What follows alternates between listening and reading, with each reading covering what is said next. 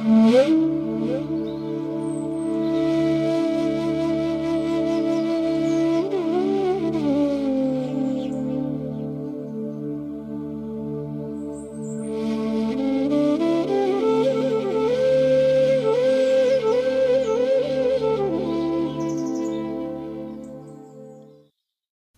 নমঃ শ্রী यतिराजाय विवेकानंद शूरय सच्चित सुखस्वरूपाय स्वामिने तापहारिणे।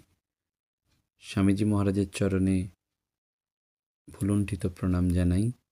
ঠাকুর এবং শ্রী মায়ের আতুল চরণে ভুলুণ্ঠিত প্রণাম জানিয়ে আজকে আমরা স্বামী বিবেকানন্দের অন্যতম শিষ্য স্বামী অচলানন্দ বা কেদার বাবার কথা স্মরণ মনন করব। স্বামী বিবেকানন্দ তাঁর জীবদ্দশায় যাকে সর্বশেষ সন্ন্যাস দীক্ষা দিয়েছিলেন তার নাম স্বামী অচলানন্দজি।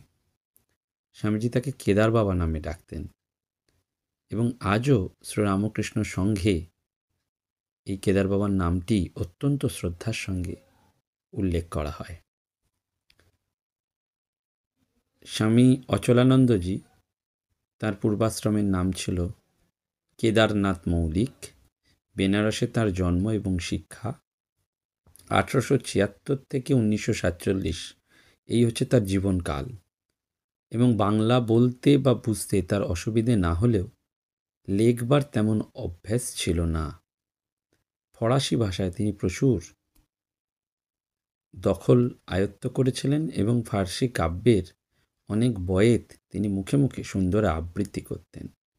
তার আকাঙ্ক্ষা ছিল রেলের বা পুলিশের একজন বড় কর্মচারী হবেন। বাড়িতে একটা ঘরে তখনকার সময়ে অনেক পাক্ষিক ও মাসিক পত্রিকা যেমন হিন্দু, বঙ্গবাসী, হিতবাদী ইত্যাদি থাকত এবং এই সুসজ্জিত গ্রন্থাগারে কোনো দেবদেবী বা মহাপুরুষের ছবির বদলে ছিল রাজরার মূল্যবান ছবি। বিদ্যালয়ের পাঠ শেষ করে সুস্বাস্থ্যের অধিকারী কেদারনাথ পুলিশ বিভাগের কাজে যুক্ত হয়েছিলেন। এই সময় কয়েকজন চরিত্রবান ও আদর্শবাদী যুবকের সাহচর্যে এসে তিনি তাঁর জীবনের গতিমুখ এক উল্লেখযোগ্য পরিবর্তনের দিকে ধাবিত করেন এবং এই যুবকদের নেতা ছিলেন চারুচন্দ্র দাস, পরবর্তীকালে যিনি শ্রীরামকৃষ্ণ সংঘের স্বামী শুভানন্দ নামে খ্যাত হন। এবং চারুচন্দ্রের কাছে তখন সদ্য প্রকাশিত উদ্বোধন পত্রিকায় স্বামীজি লিখিত প্রস্তাবনা পাঠ শুনে কেদারনাথ খুব আকৃষ্ট হয়েছিলেন এবং এরপর থেকে প্রতি রাত্রে তাদের ওই বিষয়ে আলোচনা চলত। ঠাকুরের বিশিষ্ট লীলা পার্ষদ স্বামী নিরঞ্জনানন্দজি তখন কাশীতে বংশী দত্তের বাগানে থেকে তপস্যা করছেন। সেই খবর পেয়ে চারুচন্দ্র দাস অন্যান্য বন্ধুদের নিয়ে একদিন আলোচনা চক্রে নিরঞ্জনানন্দজিকে নিয়ে এলেন এবং তার কাছ থেকে ঠাকুরের অনেক কিছু জানবেন এই প্রত্যাশা নিয়েই তিনি বন্ধুদের বললেন। সেইভাবে আয়োজনও করা হলো এবং চারুচন্দ্রের কাছে স্বামী নিরঞ্জনানন্দজি প্রদত্ত ঠাকুরের একটি ছবি ছিল, যেটি কেদারনাথ মৌলিকের গ্রন্থাগারে আনা হয়। সকলে যখন ফুল, মালা ইত্যাদি আনবার জন্য ব্যস্ত, তখন কেদারনাথ ছবিটির সামনে ধূপ দ্বীপ জ্বালানোর দায়িত্ব পেয়েছিলেন এবং তিনি এর আগে ঠাকুরের ছবি দেখেননি। পরবর্তীকালে তার ভাষায় আমরা পাচ্ছি যে ছবিখানি দেখে আমার এত ভালো লাগলো কি বলবো। আমি লাইব্রেরিতে একাকী বসে ছবিটির দিকে বারবার তাকাচ্ছি। মনে হলো যেন ছবিটি জীবন্ত, আমার দিকে তাকিয়ে তাকিয়ে হাসছেন। আমার বহুদিনের আকাঙ্ক্ষিত প্রিয়জনের দর্শন পেয়ে আজ যেন কৃতকৃতার্থ হলাম। নিরঞ্জনানন্দজি যুবকদের কাছে স্বামীজির বিষয়ে অনেক কথা বলে তাদের উদ্বুদ্ধ করেছিলেন এবং ছবিটি ওই কেদারনাথ মৌলিকের ঘরেই রয়ে গেল এবং নিরঞ্জনানন্দজি প্রতিদিন সকালে এসে এদের একবার করে উৎসাহ দিতেন। এইভাবে একেবারে এই কেদারনাথের মন থেকে পুলিশি জুলুম যেন অদৃশ্য হয়ে গেল। কারণ ওই যে রেলের বড় কর্মচারী বা পুলিশের বড় কর্মচারী হবেন, এবং বাড়িতে গ্রন্থাগারে ছবির বদলে রাজরাজরার মূল্যবান ছবি, এই যে ব্যাপার স্যাপারগুলো তার ছিল, সেগুলো সব চলে গেল। ত্যাগ বৈরাগ্যের গৈরিক আভা ফুটতে লাগলো। 1899 সালে ঠাকুরের আবির্ভাবের পুণ্যতিথিতে চারুচন্দ্র কেদারনাথ ও অন্যান্য যুবকদের অনুরোধে নিরঞ্জনানন্দজি ঠাকুরের বিশেষ পুজো এবং হোম করলেন। তারপর স্বামী নিরঞ্জনানন্দজি হরিদ্বার চলে যান। তিনি যুবকদের মনে যে বৈরাগ্যের আগুন জ্বেলে দিয়েছিলেন, সেটি ক্রমে বাড়তে থাকল। কেদারনাথও সরকারি কাজে ইস্তফা দিয়ে নিরন্তর অধ্যাত্ম চর্চায় নিরত হলেন। রামকৃষ্ণ বিবেকানন্দ তার জীবনে তখন স্থায়ী আসন পেয়ে গেছেন, এবং এই সময় স্বামীজির শিষ্য কল্যাণানন্দজি কাশীতে এলে কেদারনাথ তাঁকে নিজের বাড়িতে থাকবার জন্য অনুরোধ করেন, এবং তিনিও প্রায় সমবয়স্ক ওই যুবকদের কাছে স্বামীজির প্রদর্শিত ত্যাগ এবং সেবার আদর্শকে বারবার ব্যক্ত করতে থাকেন। ফলে অচিরেই এই কেদারনাথ এবং তার সঙ্গীরা আর্ত এবং অসহায় পীড়িতদের সেবায় নিজেদের সমর্পণ করলেন। বৈরাগ্যের তাড়নায় কেদারনাথ হরিদ্বারে এলেন, যেখানে নিরঞ্জনানন্দজি অবস্থান করছিলেন, কারণ তিনি তাদের মনে প্রথম ত্যাগের ভাবটি সঞ্চারিত করেছিলেন। তাকে দেখে সাষ্টাঙ্গ প্রণাম করে কেদারনাথ বললেন, ঠাকুরের শ্রীচরণ আশ্রয় লাভের আশায় গৃহত্যাগ করে আপনার কাছে এসেছি। নিরঞ্জন মহারাজের নির্দেশে এই কেদারনাথের সাধন ভজন চলতে লাগলো। তারপরে নিরঞ্জন মহারাজ কিছুদিন পরে কলকাতায় চলে এলেন, অসুস্থ হয়ে পড়লেন, এবং এই খবর পেয়ে কেদারনাথও তাকে সেবা শুশ্রূষা করার জন্য কলকাতায় যান। কথামৃতকার শ্রীমর সঙ্গে তার পরিচয় হয়, এবং ব্রহ্মানন্দজির আশীর্বাদও পান, যিনি কেদারনাথকে বলেছিলেন, বাহ, বেশ বেশ, একটু কিছু করলেই হবে। এই প্রসঙ্গে কেদারনাথ বলতেন যে গা টিপিবার অছিলা করে নিজের কাছে টেনে নিলেন, আর অল্পক্ষণে ওই ভালোবাসা দিয়ে আমায় যেন চিরতরে বেঁধে ফেললেন। নিরঞ্জনানন্দজির নির্দেশে কেদারনাথ কামারপুকুর হয়ে জগজ্জননী মা শারদার কাছে জয়রামবাটিতে আসেন, মাতৃ সান্নিধ্যে কাটান। শ্রী মা তাকে দেখে মন্তব্য করেছিলেন, এই ছেলেটি সাধু হবে। পরবর্তীকালে 1900 খ্রিস্টাব্দের জুন মাসে কেদারনাথ কাশীতে ফিরে আসেন, এবং বন্ধু যামিনী এবং চারুচন্দ্রের সঙ্গে আর্তপীড়িতদের সেবায় গড়ে তোলেন হোম অফ রিলিফ, অর্থাৎ সেটি ছিল পুওর মেন্স রিলিফ অ্যাসোসিয়েশন। পরবর্তীকালে এটি কাশী সেবাশ্রম বা হোম অফ সার্ভিস। স্বামীজি রাজা মহারাজকে এই পুওর মেন্স রিলিফ অ্যাসোসিয়েশনের দিকে দৃষ্টি রাখতে বলেছিলেন, এবং রাজা মহারাজের নির্দেশেই এটি রামকৃষ্ণ মঠ এবং মিশনের অন্যতম শাখা কেন্দ্র হিসাবে পরিগণিত হয়। স্বামীজি তখন বেলুর মঠে অবস্থান করছেন। কাশীর সেবাব্রতী এই যুবকদের খবর তিনি রাখছেন, এবং মন্তব্য করছেন যে ছোঁড়ারা কেউ কিছু করলে না, যাই হোক, তবু কাশীর ছেলেরা আমার স্পিরিটে কিছু কাজ করছে। কেদারনাথ স্বামীজির সাক্ষাৎ পাওয়ার জন্য অনাথ আশ্রম থেকে 2 সপ্তাহের ছুটি নিয়ে বেলুর মঠে চলে আসেন। সেটা ছিল 1901 দুর্গাপূজার মহাষষ্ঠীর দিন। মঠে পৌঁছলেন। রাজা মহারাজ তাকে স্বামীজির কাছে নিয়ে গিয়ে পরিচয় করিয়ে দেন, এবং স্বামীজিও কাশীর সেবা কাজ নিয়ে নানান প্রশ্ন করেন। সে বছরই মঠে প্রথম দুর্গাপুজো, এবং কেদারনাথ সেখানে অংশগ্রহণ করে পরম আনন্দ অনুভব করেন, এবং এই পুজোয় শ্রী মাও উপস্থিত ছিলেন। স্বামীজির সান্নিধ্যে কেদারনাথ এই সময় প্রায় 9 মাস মঠ বাস করেছিলেন। স্বামীজি তাকে কেদার বাবা বলে ডাকতেন। পরবর্তীকালে তিনিই হন স্বামী অচলানন্দজি, এবং সেই সময়ের কথা ব্যক্ত করতে গিয়ে তিনি বলছেন, শ্রী মায়ের পরে স্বামীজি মহারাজের ভালোবাসা আমাকে অভিভূত করেছিল। দিনের একটা ঘটনার বর্ণনা দিতে গিয়ে তিনি লিখছেন যে স্বামীজির কাছে যেতেই স্বামীজি হঠাৎ বলে উঠলেন, যা, তোর কিছুই করতে হবে না, তোর সব আপনা আপনি হয়ে যাবে। স্বামীজির এই আশীর্বাদের কথা তিনি আবেগরুদ্ধ কণ্ঠে পরবর্তীকালে ব্যক্ত করেছিলেন।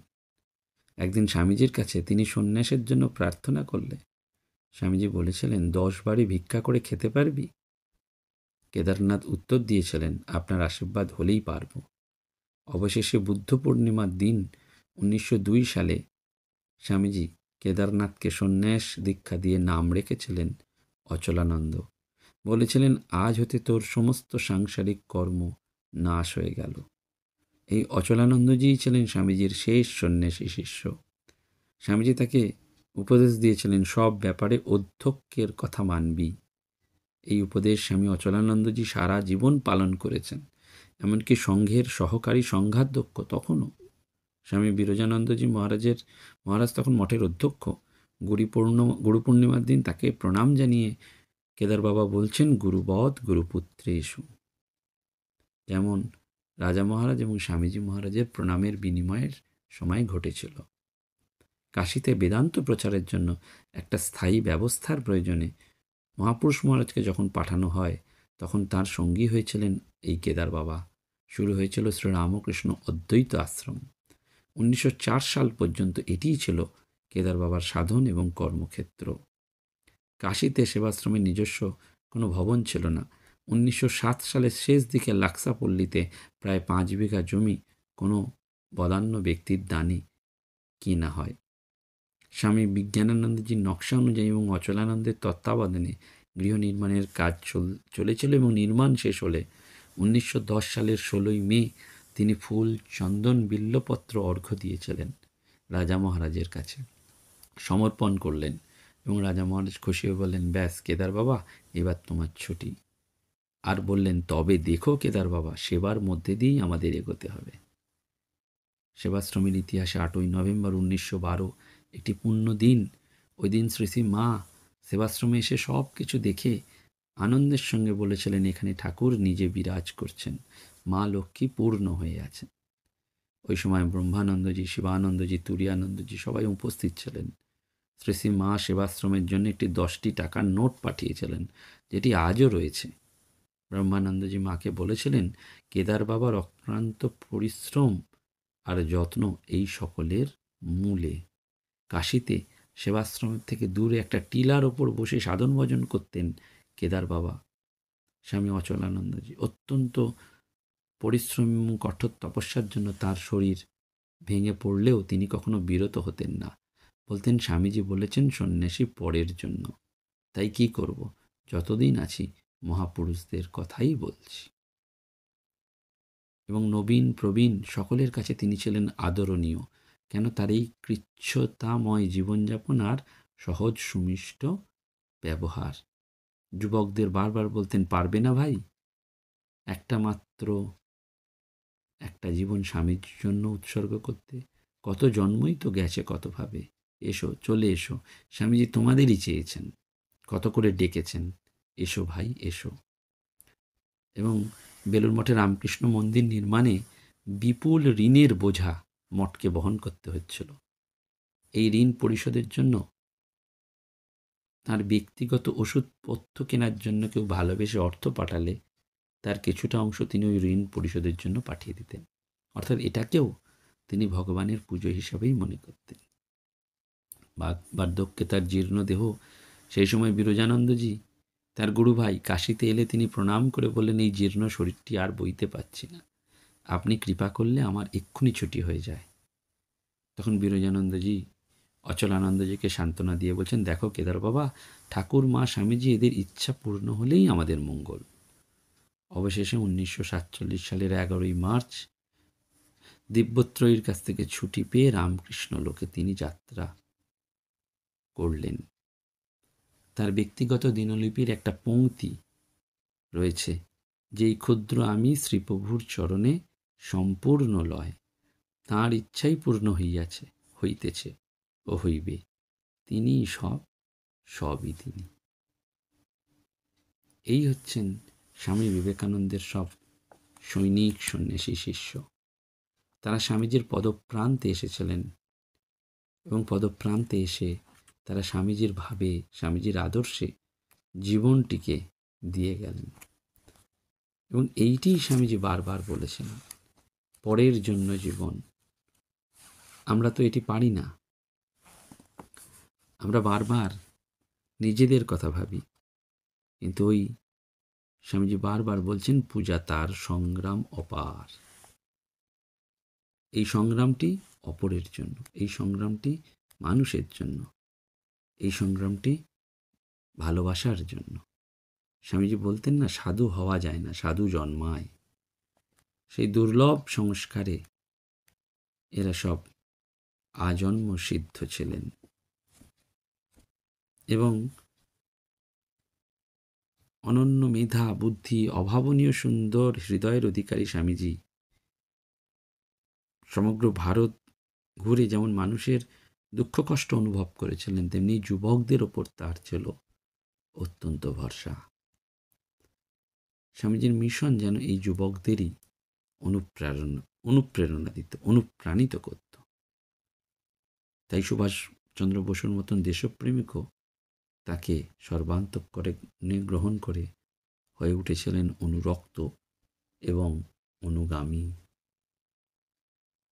আমরা স্বামী বিবেকানন্দের শিষ্যদের কথা যত চিন্তা করব, বুঝব, ততই সেই আলোক, সেই বার্তা মানুষের কাছে আমরা পৌঁছে দিতে পারব। কেদার বাবার চরণে প্রণাম জানাই। কেদার বাবার সান্নিধ্যেও আমাদের মঠ মিশনের পরবর্তীকালীন অনেক সংজ্ঞাধ্যক্ষ মহারাজরা তার জীবন গঠন করে নিয়েছিলেন। পরম পূজ্যপাত স্বামী গহনানন্দজি মহারাজ, পরম পূজ্যপাত শ্রীমৎ স্বামী আত্মস্থানন্দজি মহারাজ। সেসব ঘটনাও সব দুর্লভ। আমরা কোনো একদিন সেই ঘটনার আলোকেও সৎকথায় প্রতিদিনের মনন, এই ধারাবাহিক অনুধ্যানের পরবর্তী পর্ব এগিয়ে নিয়ে যেতে পারব। নমস্কার, ধন্যবাদ। প্রাণারাম প্রাণারাম প্রাণারাম প্রাণারাম প্রাণারাম প্রাণারাম। কি যেন লুকানো নামে তাই মিষ্ট এত তব নাম প্রাণারাম প্রাণারাম।